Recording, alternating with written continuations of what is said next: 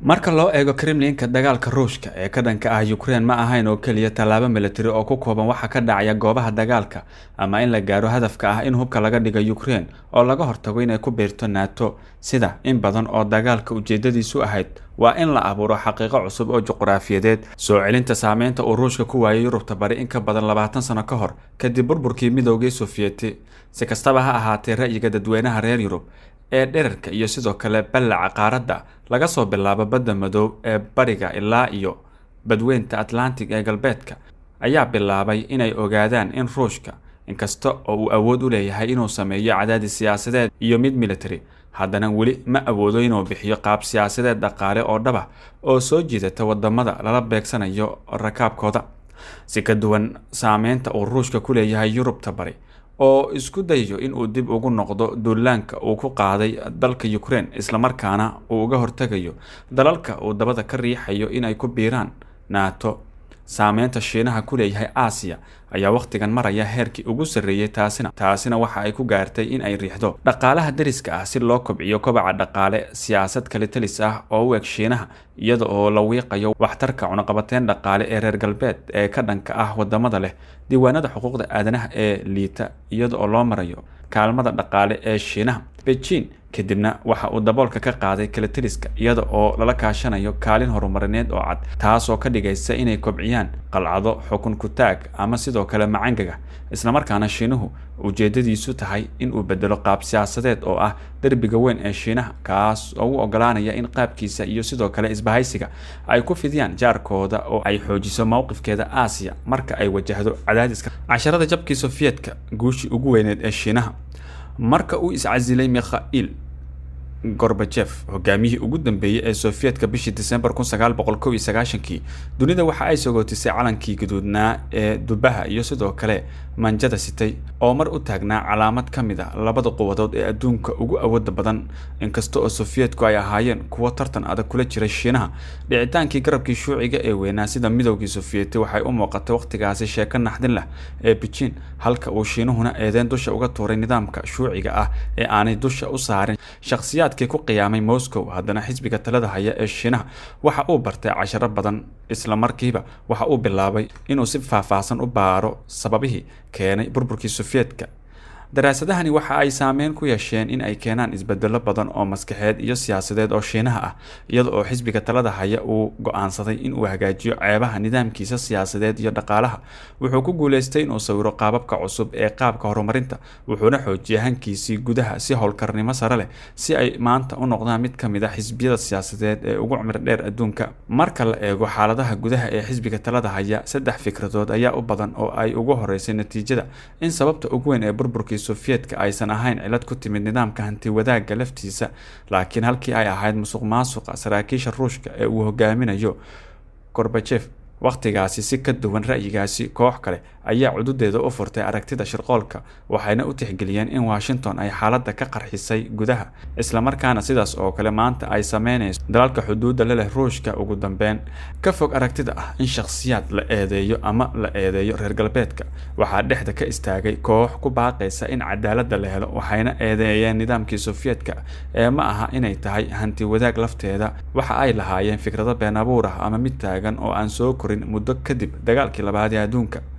Dhaqaalaha waxa uu ahaa cashirkii ugu weynaa ee Shiinaha ka bartay waayo aragnimadii Sofiyeetka kadib markii ay u taagan tahay masiibadii ugu weyneed ee Midowga Sofiyeeti sanadihii u dambeeyay,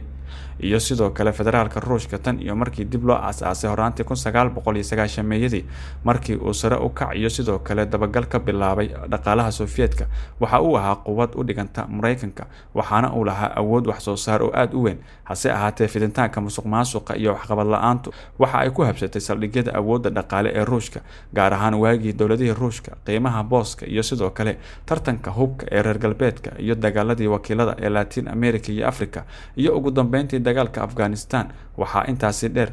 dhaqaaluhu waxa uu ku dhibtooday gacanta dhexe ee Sofiyeetka iyo inkasta oo hanti wadaagga Sofiyeetka uu ku saleysan yahay ugu horeyntii baabi'inta kala soocidda bulshada si loo helo cadaalad iyo sinaan xubnaheeda ka mid ah, xaqiiqda dhabta ah ee ka jirta dhulka ma aysan u dhigmin fikradaha aragtiyadeed. ugu dambeyntiina waxay u horseeday inay sii xumaadaan xaaladaha dhaqaale, gaar ahaan markii uu burburay qiimihii shidaalka horaantii 1980 oo uu socday dagaalkii Afghanistan.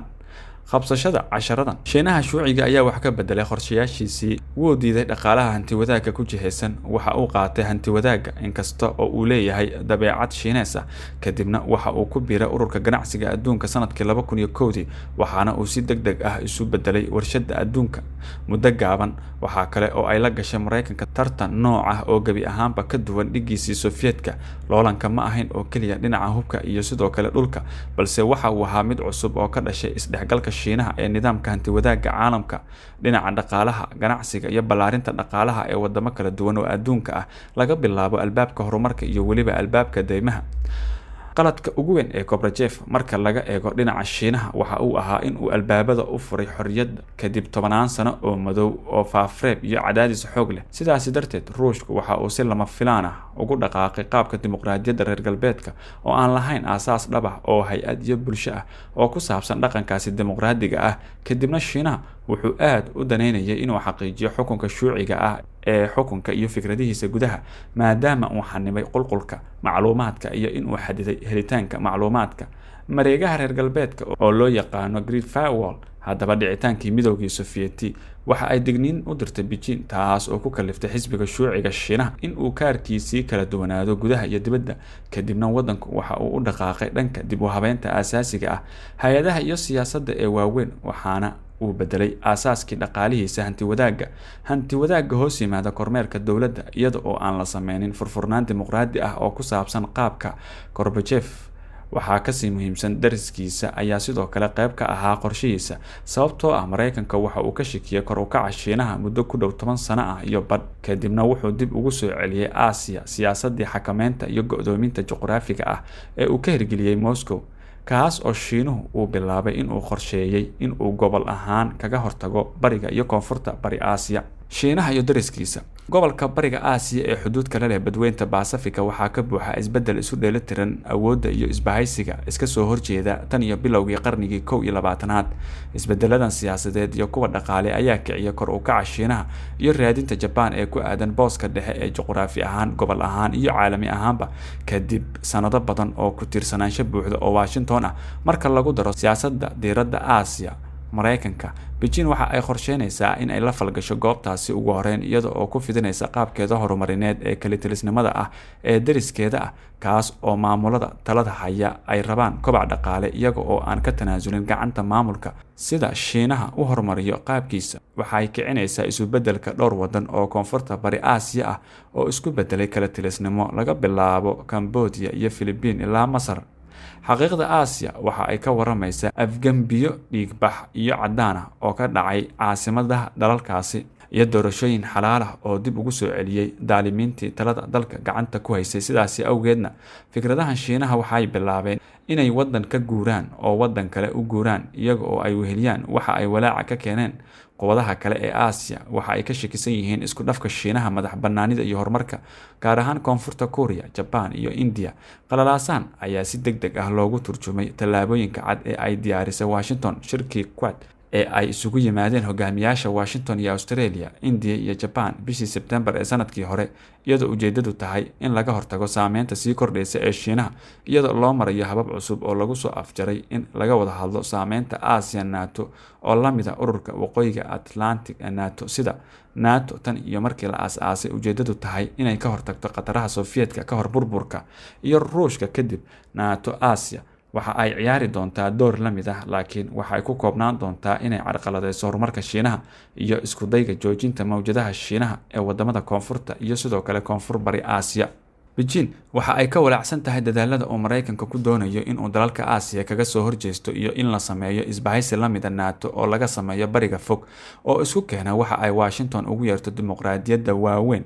ee xuduudka la leh badweynta Pacific iyo India. Shiinuhu waxa uu u arkaa arrin khatar ku ah, taasi oo halis gelinaysa in uu dagaal qabow oo cusub ka huriyo bariga Aasiya, iyada oo soo jiidanaysa wadamada leh nidaam siyaasadeedka si ay u waxyeeleeyaan Shiinaha. Si kastaba ha ahaatee, NATO ee Aasiya uma muuqato mid sahlan maadaama Yurubta bari ee qarnigii 20aad aysan maanta ahayn koonfur bari ee Aasiya. Shiinuhu ma aha Ruushka, waxaana ugu muhiimsan ee isla xisaabtankaasi waa in Shiinuhu uu dhistay ciidamadiisa militariga isagoona ku xadgudbin gobol kasta ama dagaallo caalami ah, waxayna ku leedahay gacan adag oo ka dhex jirta marinada siyaasadda iyo dhaqaalaha ee ku xeeran dalalka aan dimuqraadiga ahayn ee Aasiya. Markii uu Mareykanku bilaabay in uu isbahaysi ka dhiso bariga Aasiya si uu uga hortago Shiinaha, Australia iyo Hindiya ayaa ka labalabeeyay markii hore, waxayna ka digeen fikradda kasoo horjeeda Beijing. Digniintan oo caddeysay qayb ahaan kadib markii Shiinaha uu abuuray xiisad ka dhalatay dhammaan wadamada xulafada la ah Washington oo ay ku jirto Taiwan oo si isa soo taraysa uga cabsi qabta duulaanka Shiinaha ee u eg duulaanka Ruushka ee Ukraine iyo Japan oo ay xiisadu sii kordhayso, taasi oo ay ugu wacan tahay jasiiradda lagu muransan yahay ee Beijing, halkaas oo mucaaradka Shiinaha ay ku adkeysanayaan in qalalaasuhu ka bilaabmay dhinaca Beijing oo bilaabay in uu furo feelka gobolka ee 20kii sano ee lasoo dhaafay oo dariskeeda ka caraysiisay kadib markii ay xoog ku urursatay. Waxaa intaasi dheer, Shiinuhu wuxuu cunaqabateyn dhaqaale kusoo rogay Australia isagoo joojiyay qaar ka mid a dhoofintiisii, wuxuuna canshuuro xad dhaaf ah kusoo rogay badeecadaha kale sababo la xiriira mowqifka muhiimka ah ee dowladda Australia ee ku xadgudubka xuquuqda aadanaha ee Shiinaha, taasoo dabcan calaamad u ah wadamada dariska ah haddii ay qaadaan tallaabo dhanka xuquuqul insaanka ah ama mowqifyada reer galbeedka u janjeera. Dhinaca kale, 20kii sano ee lasoo dhaafay dalalka koonfur bari Aasiya waxaa loo arkayay inay raacayaan hab horumarineed iyo dimuqraadiyad, iyada oo Myanmar, Bangladesh, Indonesia, Philippines, Sri Lanka, Thailand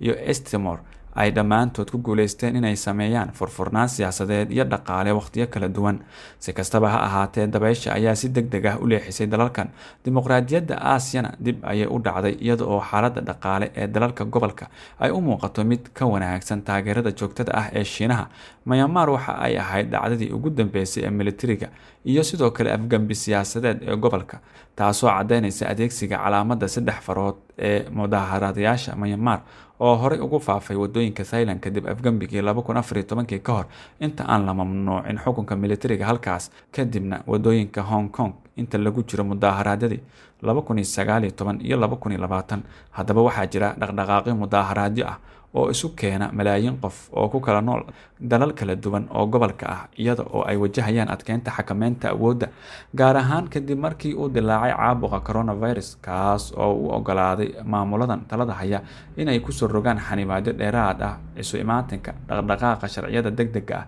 lana xakameeyo daabacaadda wararka. Sanadihii lasoo dhaafay koonfur bari Aasiya waxaa ka dhacay isbedelo rabshado wata, waxaana xukunka la wareegay rag ka dimuqraadiyad yar kuwa iyaga ka horeeyay. Ilaa iyo haddana mudaaharaadyadu kuma guuleysan inay keenaan isbedel siyaasadeed oo xag jira, taas oo micnaheedu yahay in dariiqa xukunka kalitaliska uu sii wado in uu miisaanka u roonaado Beijing. Tusaale ahaan, madaxweynaha Philippines oo lagu eedeeyay inuu si sharci darro ah u baabi'iyay mucaaradka wuxuu usoo bandhigay Shiinaha saaxiib ka badan Mareykanka, halka mucaaradka Thai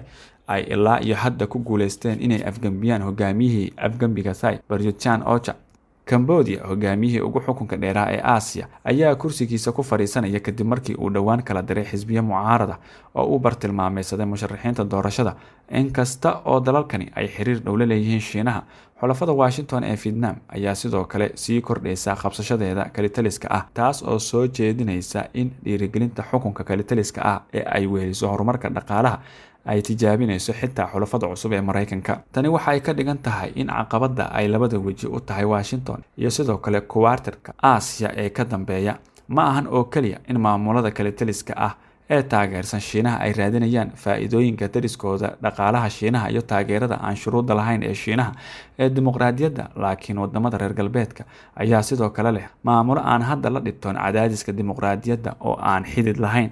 Waxaa ku jira cabir gaar ahaan marka la eego baahida loo qabo in Mareykanku sii wado isbahaysigiisa iyada oo la eegayo tijaabinta Shiinaha. Kadibna Washington waxay ku qasban tahay inay aqbasho qaabka Shiinaha ee Vietnam iyo xulafada kale ee reer galbeedka Aasiya, kuwaas oo ka leexanaya dimuqraadiyadda oo ay Hindiya ka mid tahay lafteeda. guntii iyo gabagabadii waxaad moodaa in isku dhafkii horumarka iyo kala talisnimada ay Aasiya in muddo ah ku harsan tahay marka la eego sida uu u adag yahay tartanka Shiinaha iyo Mareykanka, waxaana u muuqataa in uu yahay mid isku dhaf ah in muddo ah ku dhex milmi doona dalalka yaryar ee isbahaysiga ilaa uu tartanka ku dhammaado heshiis weyn oo u dhexeeya labada tiir ee waaweyn. Daawade fadlan aragtidaada qaybta hoose commentiga noogu reeb mahadsanid.